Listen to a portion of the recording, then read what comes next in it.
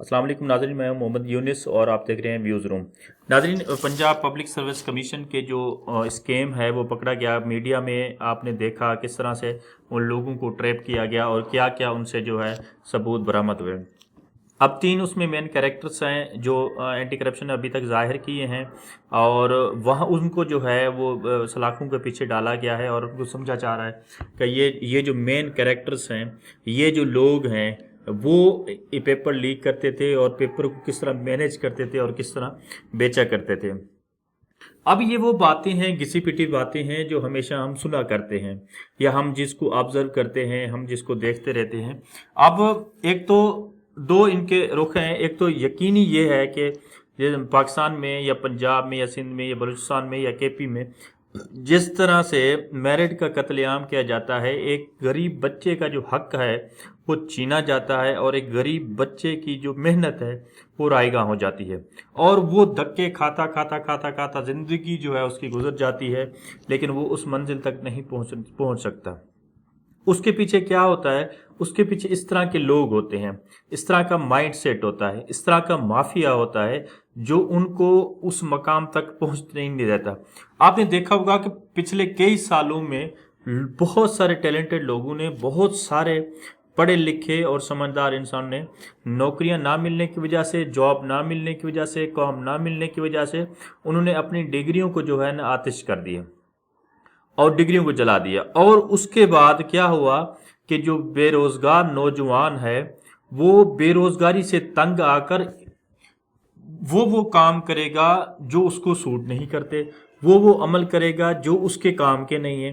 मिसाल के तौर पर मैं आपको एक दो चीज़ें बताता हूँ, क्योंकि मेरा ताल्लुक जो है इस तदरीसी अमल से है, तो मैंने जिनको पढ़ाया है और जिनको देखा है, यकीन करें कि अगर आप उनसे एक दफ़ा मिल लें तो उनका पोटेंशियल, उनकी कैपेबिलिटीज़, उनकी एबिलिटीज़ और उनकी जो नॉलेज है वो उससे यकीनन आप मुतासिर होंगे।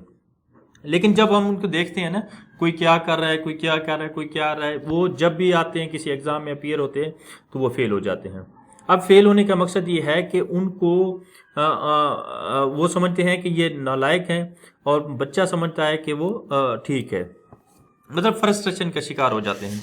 आपको एक बात मैं बताता चाहूँ कि अगर आप किसी रियासत में, किसी मुल्क में मेरिट का कत्लेआम करेंगे, किसी को अपना हक नहीं देंगे, right man at the right place नहीं होगा, गरीब को जो है अपॉर्चुनिटी नहीं प्रोवाइड होगी, गरीब का जो हक है वो छीना जाएगा इस तरह, और गरीब को जो पैसे और ताकत के ज़ोर पर दबाया जाएगा, तो उसके नतायज जो होते हैं बहुत संगीन होते हैं।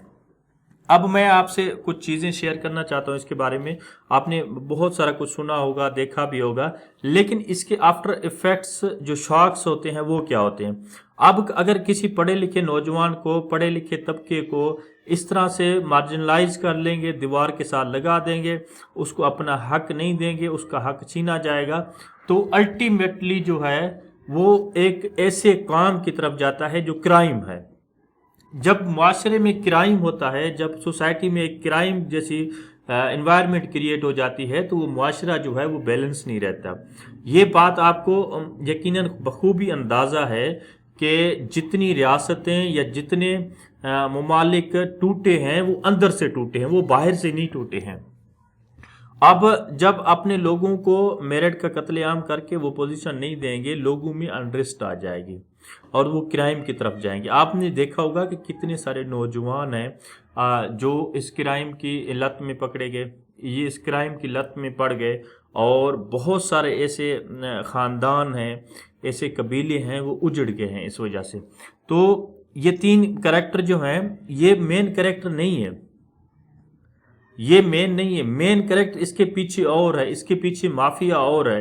कोई शख्स जो है किसी के दफ्तर से जो है बगैर पूछे, या कोई क्लर्क हो, कोई असिस्टेंट हो, कोई फिलां हो, वो बगैर अपने बॉस के पूछे, बगैर मिली भगत के कोई पेपर जो है वो नहीं निकाल सकता वहाँ से। कैसे वो शख्स जो यूएसबी में डालकर पेपर और दूसरों को बेचता है, उसकी जरूरत कैसे हुई? ऐसा नहीं होता है। ये हर ज़ी-शऊर शख्स समझता है कि ऐसा नहीं होता है। ये तमाम तर इसके पीछे मीडिया माफिया होता है, और माफिया के सरकर्दा जो रहनुमा होते हैं, जो कारिंदे होते हैं, वो बहुत मजबूत होते हैं, उनके हाथ जो है बहुत लंबे होते हैं।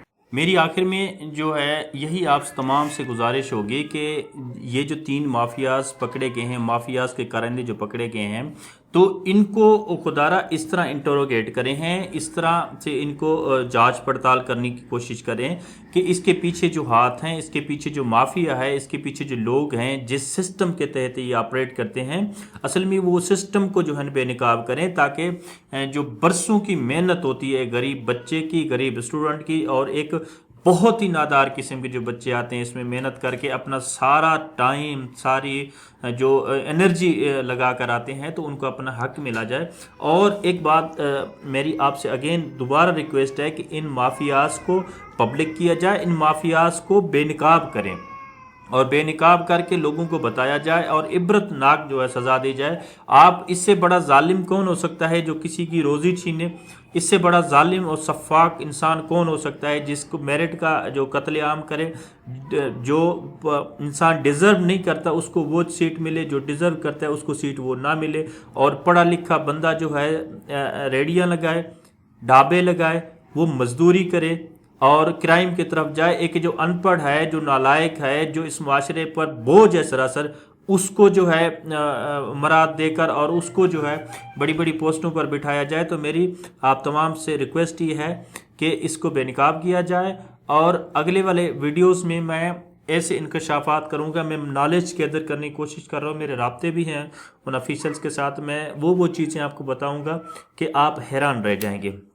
आखिर में मेरी छोटी सी आपसे गुजारिश ये है कि अगर मेरे चैनल पर आप नए हैं और पहले से सब्सक्राइब नहीं किया तो फ़ौरन सब्सक्राइब कर लें, और बेल आइकन का जो साथ में ये बटन आ रहा है इसको हल्का सा पुश कर लें, ताकि आने वाली तमाम वीडियोस जो हैं उसका बर वक्त नोटिफिकेशन आप तक पहुंचता रहे। अल्लाह।